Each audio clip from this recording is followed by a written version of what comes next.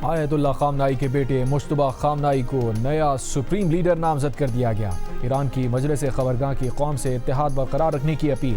मजलिस खबरगाह की ईरानी अवाम से नए सुप्रीम लीडर से वफादारी का अहद करने की अपील।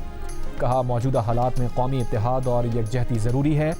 सरकारी मीडिया के मुताबिक ईरान की मुसल्लह अफवाज की क़यादत ने नए सुप्रीम लीडर मुश्तबा खामनाई से वफादारी का अहद कर लिया। पासदारान इनकलाब ने कहा है कि मुश्तबा खामनाई की पैरवी के लिए तैयार हैं। अमरीकी सदर पहले ही कह चुके हैं कि ईरान के साबिक सुप्रीम लीडर के बेटे मुश्तबा खामनाई को जानशीन बनाना काबिल कबूल नहीं। मुश्तबा खामनाई के वालिद की पॉलिसी जारी रखेंगे और अगले 5 साल में दोबारा अमरीका और ईरान तनाज़ा होगा। नए ईरानी सुप्रीम लीडर के इंतखाब में वाशिंगटन की राय भी होनी चाहिए। अमरीका की मंजूरी ना हुई तो नया सुप्रीम लीडर ज़्यादा देर नहीं चल सकेगा। इसराइल ने भी खबरदार किया था कि नए ईरानी सुप्रीम लीडर को निशाना बनाया जा सकता है।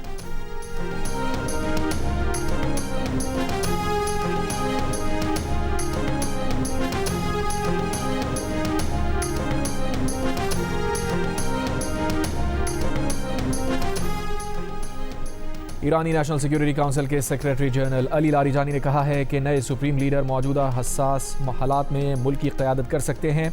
उन्होंने कहा कि ईरानी मजलिस खबरगाह ने ख़तरात और हमलों के बावजूद नए सुप्रीम लीडर का इंतखाब किया। ईरानी अवाम को नए सुप्रीम लीडर की क़यादत में मुत्तहिद रहना चाहिए।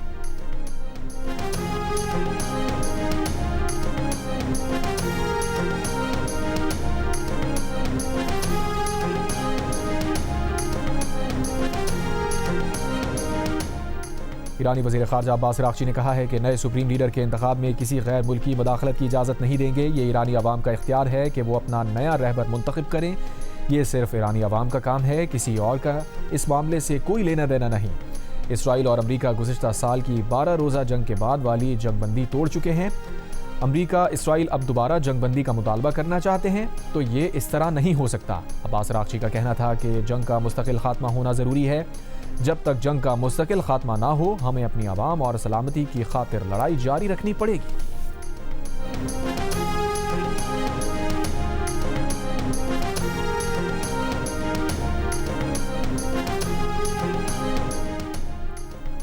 मशरिक़ वस्ता जंग के असरात। आलमी मंडी में तेल की कीमतों में इजाफा। ब्रेंट खाम तेल तकरीबन 17% इजाफे के बाद $108 फी बैरल तक पहुँच गया।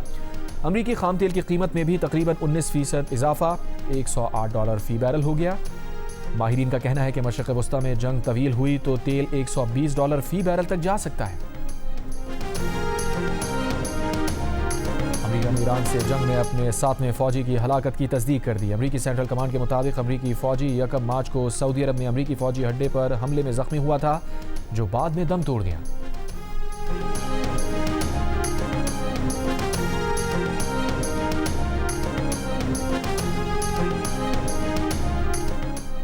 ईरानी हमले में तल अवीव में कई इमारतें तबाह। इसराइली वजारत सेहत ने तस्दीक की है कि ईरान से जंग शुरू होने के बाद से इसराइल में 1900 से ज़ायद ज़ख्मी अस्पताल में लाए गए। ईरानी पासदारान इनकलाब का 24 घंटों में 4 अमरीकी मिसाइल शिकन दिफाई रेडार तबाह करने का दावा। चीनी खबर एजेंसी के मुताबिक ईरानी हमले में मुत्तहदा अरब अमारात के जहाज़ खींचने की टग बोट समंदर बुर्द हो गई। हमले के 3 अफराद लापता, 1 शदीद जख्मी।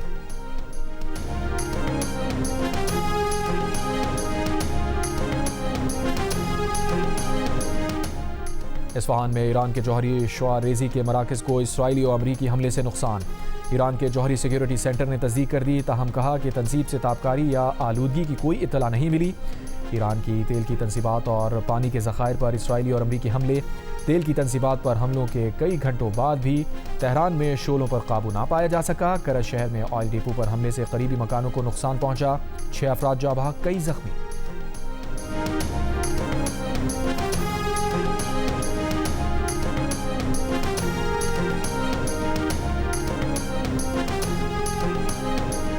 सऊदी महकमा शहरी दिफा का कहना है कि खज डिवीज़न में इमारत पर धमाका खेज मवाद गिरने से 2 अफराद जाँ बहक और 12 जख्मी हुए। जाँ बहक होने वाले अफराद का ताल्लुक भारत और बांग्लादेश से है। जख्मी होने वाले तमाम अफराद का ताल्लुक बांग्लादेश से है।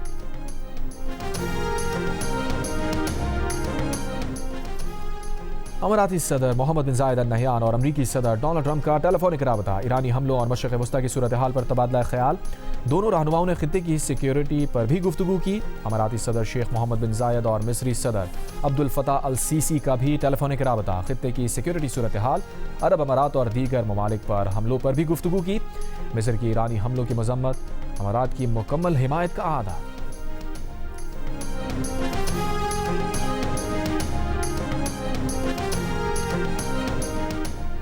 ईरान में पाकिस्तानी सफीर मुदस्सिर टीपू ने कहा है कि ईरान में फंसे पाकिस्तानियों को बसों की तलाश में मुश्किलात हैं। जो पाकिस्तानी हमारे ताउन से वतन वापसी के ख्वाहां हैं, सफारत खाने में रजिस्टर करवाएं। कुम में मौजूद पाकिस्तानियों से खास तौर पर खुद को रजिस्टर करवाने की दरख्वास्त।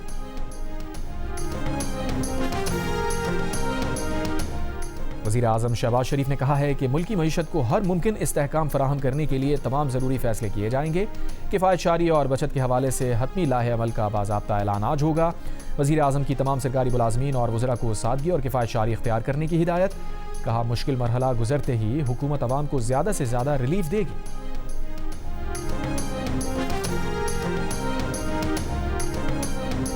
आबनाए हुर्मुज़ की बंदिश से तवानाई बहरान का मामला। ज़राए के मुताबिक खैबर पख्तूनख्वा हुकूमत ने वफाकी हुकूमत की तवानाई बचत से मुताल्लिक़ तजावीज़ से इत्तफ़ाक़ कर लिया। खैबर पख्तूनख्वा काबीना के आज होने वाले इजलास में तवानाई बहरान से मुताल्लिक़ तजावीज़ पर गौर होगा। मुशीर ख़ज़ाना मुज़म्मिल असलम ने कहा है कि वफाकी हुकूमत को आगाह किया है कि ईद करीब आ रही है, मार्केट्स के लिए ऐसी पॉलिसी बनाई जाए जिससे कारोबार पर फ़र्क ना पड़े।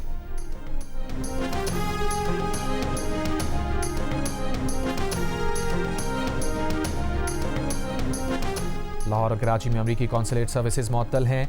अमरीकी सफारत खाने के मुताबिक आज से 13 मार्च की इमिग्रेंट और नॉन इमिग्रेंट वीज़ा अपॉइंटमेंट्स मनसूख कर दी गई।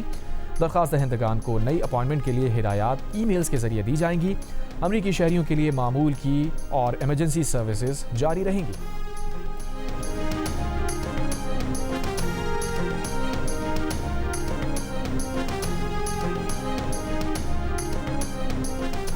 ईरानी सदर मसूद पेज़ेश्कियान का आज़रबाईजान के सदर इल्हाम अलीयव से टेलीफोनिक राबता। ईरानी सदर ने कहा, आज़रबाईजान में गुज़िश्ता हफ्ते ड्रोन वाक़े पर ईरान मुलव्विस नहीं। ईरानी सदर की वाक़े की मुकम्मल तहक़ीक़ात कराने की यकीन दहानी। दोनों रहनुमाओं ने खित्ते की सूरत हाल पर बात की। कतरी वज़ीर आज़म शेख मोहम्मद बिन अब्दुर्रहमान अल सानी ने कहा है कि जो कुछ हुआ वो ईरान के साथ हमारे ताल्लुकात पर एक बड़ा धचका है। ईरान से बातचीत जारी रखेंगे, कशीदगी कम करने और सूरत हाल बेहतर बनाने की कोशिशें जारी रखेंगे। सऊदी अरब में पाकिस्तानी सफ़ीर अहमद फ़ारूक ने कहा है कि मौजूदा हालात में तमाम हम वतन पुरसुकून रहें। पाकिस्तानी कम्यूनिटी क़वानीन का एहतराम करे और अफवाहों से बचे।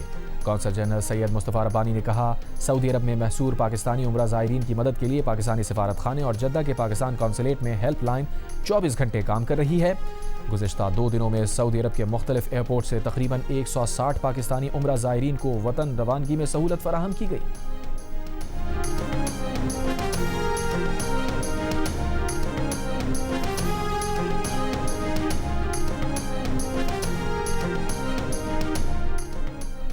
आईसीसी T20 वर्ल्ड कप का फाइनल दिफाई चैंपियन भारत ने जीत लिया। फैसला कुन मार्के में न्यूजीलैंड को 96 रन से मात दे दी। अहमदाबाद में खेले गए फाइनल में भारत ने मुकर्ररा ओवर्स में 5 विकेट पर 255 रन बनाए। हदफ के ताक़ुब में कीवीज 159 रन पर आउट हो गए। इवेंट जियो सुपर और डिजिटल ऐप माइको पर बराह रास्त नशर किया गया।